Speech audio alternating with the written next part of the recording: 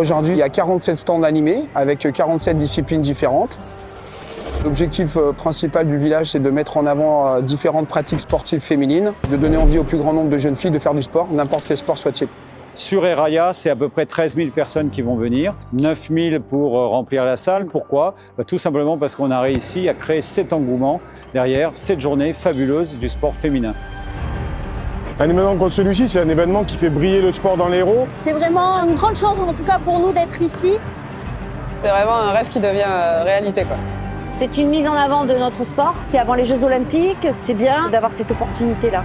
C'est très important de mettre en honneur les femmes. Le hockey, comme le foot américain ou le handball, on va plus penser direct à des personnalités masculines que féminines. Et là, c'est vraiment top de pouvoir nous mettre en avant.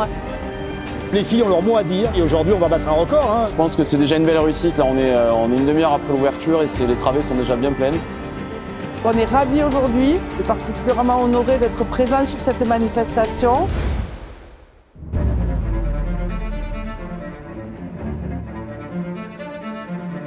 Pourquoi on a inventé Eraia avec le BLMA et la commune de Latte ? Tout simplement parce que le sport professionnel féminin se développe, les salaires se développent également et aujourd'hui on est à un moment charnière qui est compliqué où il faut que les grands annonceurs, les grandes boîtes de communication comprennent que l'image de leur société ou de leurs produits doit être associée au sport féminin, que les médias respectent le sport féminin, ce qui n'est pas le cas aujourd'hui. Il fallait convaincre qu'autour du sport féminin, on pouvait faire venir des grandes masses. C'est un rêve que j'ai depuis longtemps, parce que depuis que l'Arena est construite, j'avais dit aux dirigeants du BLMA, ça serait bien qu'on puisse jouer une finale, un match important à l'Arena pour récompenser un petit peu les filles, le basket féminin. Et ça s'était jamais fait.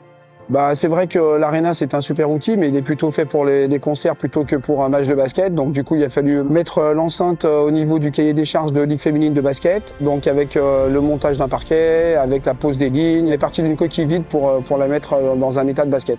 Remplir une salle de 8000 places, c'est pas tous les jours. Donc cet événement-là est valorisant pour notre sport. Au fond de notre tête, il faut avoir une idée pour qu'on le refasse, que d'autres clubs tentent l'aventure aussi. Ça fait toujours plaisir de jouer dans une si grande salle. Donc beaucoup d'excitation, beaucoup d'envie et hâte d'y être. C'est vrai qu'au bout du bout de cet événement, c'était aussi faire plaisir à notre équipe, de montrer qu'on était capable d'amener 8000 spectateurs, 8000 fans qui vont les supporter et j'espère qu'elles vont prendre beaucoup de plaisir.